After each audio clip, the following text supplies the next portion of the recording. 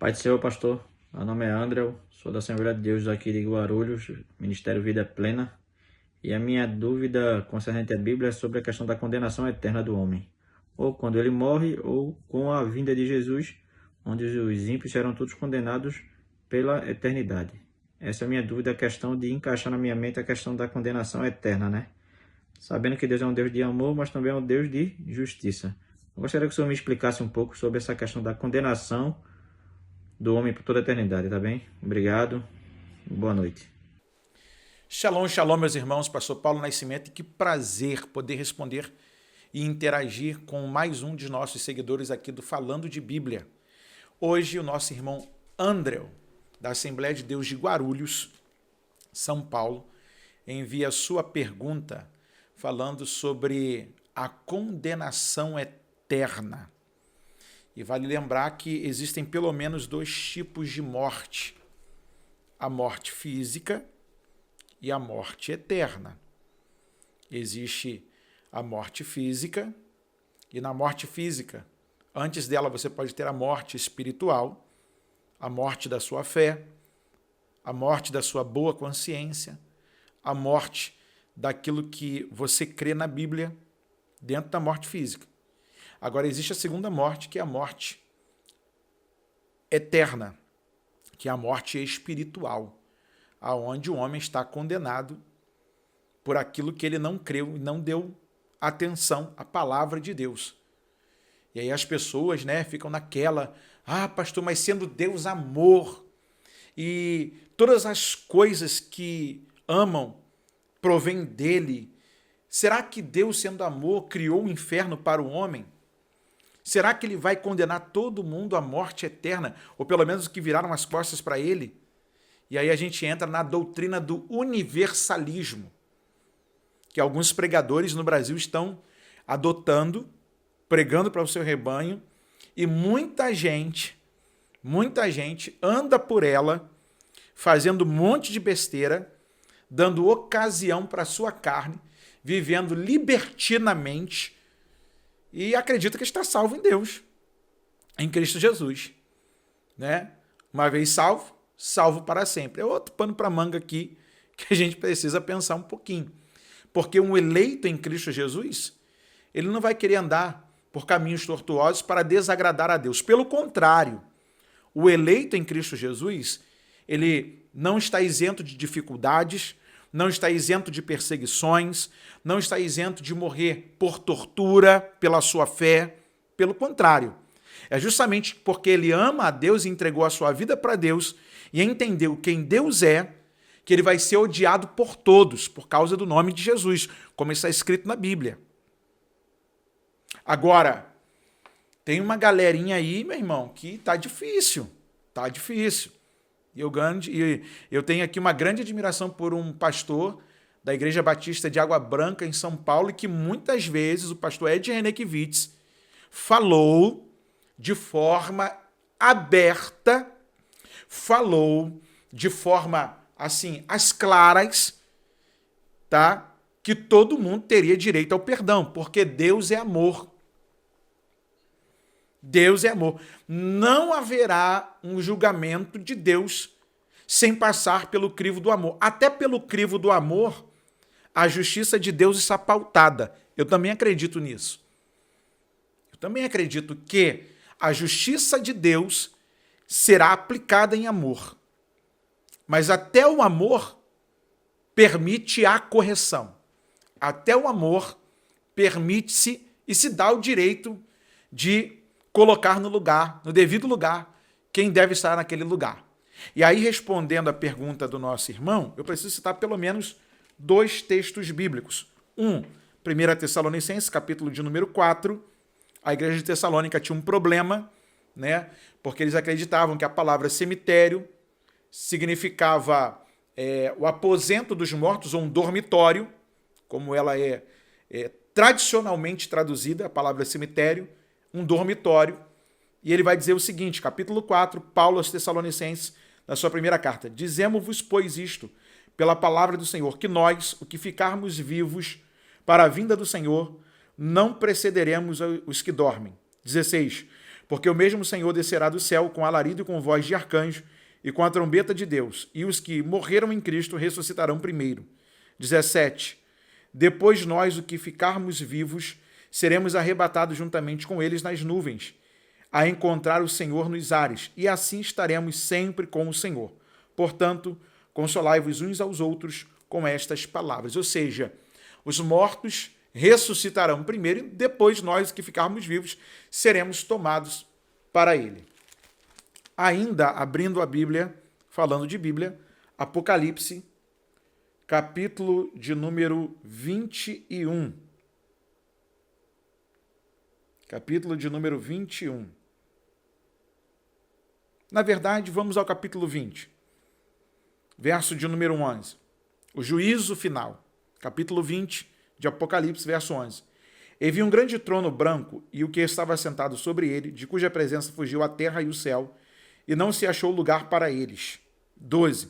E vi os mortos, grandes e pequenos, que estavam diante do trono, e abriram-se os livros. E abriu-se outro livro, que é o da vida. E os mortos foram julgados pelas coisas que estavam escritas nos livros, segundo as suas obras. 13. E deu o mar os mortos que nele havia, e a morte e o inferno deram os mortos que neles havia, e foram julgados, cada um segundo as suas obras. 14. E a morte e o inferno foram lançados no lago de fogo. Esta é a segunda morte. E aquele que não foi achado escrito no livro da vida foi lançado no lago de fogo. Falando de Bíblia, capítulo de número 20, versos de 11 a 15. Palavras do apóstolo João sobre o juízo final.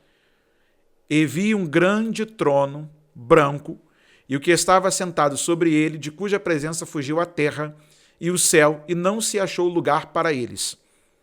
12. E vi os mortos, grandes e pequenos, que estavam diante do trono, e abriram-se os livros. Ou seja, a condenação ou a salvação eterna se dará após a morte dos homens. Todos eles irão tratar diante de Deus, quer grandes e pequenos, tribos, povos, raças, todos eles terão de comparecer ante ao tribunal de Deus. Ou seja, todos eles passarão por um julgamento. E os mortos foram julgados pelas coisas que estavam escritas nos livros, segundo as suas obras. 13. E deu o mar os mortos que nele havia, e a morte e o inferno deram os mortos que neles havia. Ou seja, mortos que estavam no inferno, mortos que estavam já sentenciados, agora já não, como diriam alguns, no pré-inferno, não no limbo, não no purgatório, mas já no inferno, né? E segundo as suas obras foram julgados, coisas pelas quais estavam escritas nos livros, segundo as suas obras. 13. E deu o mar os mortos que nele havia, e a morte e o inferno deram os mortos que neles havia, e foram julgados cada um segundo as suas obras. Verso 14. E a morte e o inferno foram lançados no lago de fogo. Esta é a segunda morte. E aquele que não foi achado escrito no livro da vida foi lançado no lago de fogo. Ou seja, a condenação eterna do homem será dada após esse julgamento. Ou seja, as pessoas acham que acabou a vida aqui, acabou tudo. Não, não acabou tudo. O pós-morte que a igreja prega, que os crentes pregam, nós prestaremos conta diante de Deus. Note que os livros serão abertos, inclusive o livro da vida. Os livros serão abertos. Olha que coisa interessante. A gente precisa entender que diante de Deus nada passa em vão, nada passa por acaso. Eu lembro das palavras do cronista em 1 Samuel, capítulo de número 3, quando ele disse assim: e crescia Samuel, e nenhuma de suas palavras deixou cair por terra. Ele crescia diante de Deus e diante dos homens. Todas as nossas palavras, todas as nossas ações são registradas nos livros de Deus. Deus não está guardando todas essas ações para lançar na nossa face o que fizemos ou deixamos de fazer. Ele sabe quem vai salvar e sabe quem vai julgar para a condenação eterna. E não há julgamento de Deus impróprio, para que ninguém fale depois assim, o pastor Paulo falou lá. Não, Deus julgará conforme a sua justiça, e a sua justiça, ela é reta. Ela é reta. A justiça de Deus não é como a do homem, minha, que falha, que quebra, que é folgada, e que às vezes, por escolher um lado, ela é tendenciosa. Não. A justiça de Deus é uma balança fiel. E isso causa temor a mim, porque o que eu estou fazendo em vida, nesse corpo, onde a minha alma será julgada lá na frente. O que eu estou fazendo aqui, nessa terra, nesse corpo, nesse pedaço de barro, que anda e que fala, que lá na frente, ela colocará a minha alma ou no inferno ou no céu. Lembrando que salvação não é por obras. A salvação é pela graça de Deus, onde o dom da fé já está manifesto no homem, e aí a fé faz a gente alcançar a beleza dessa graça que está revelada a nós. E aí a gente precisa entender que as obras que fazemos, sejam elas mais ou boas, elas ou nos condenarão, ou elas nos darão direito à vida eterna para sempre com Deus, sem sofrimento. Então, meu irmão Carlos Eduardo, Deus abençoe a sua vida pela sua pergunta. E aí fica aqui para nós a seguinte interrogação: o que estamos fazendo para alcançar o céu? Ou o que estamos fazendo que seremos condenados ao inferno? Deus abençoe sua vida. Fica essa reflexão. Falando de Bíblia. Você pode também interagir com a gente, como fez o nosso irmão.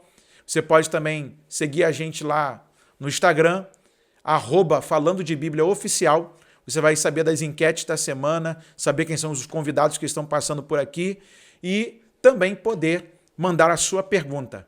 E eu quero seguir de mãos dadas junto com você, falando de Bíblia.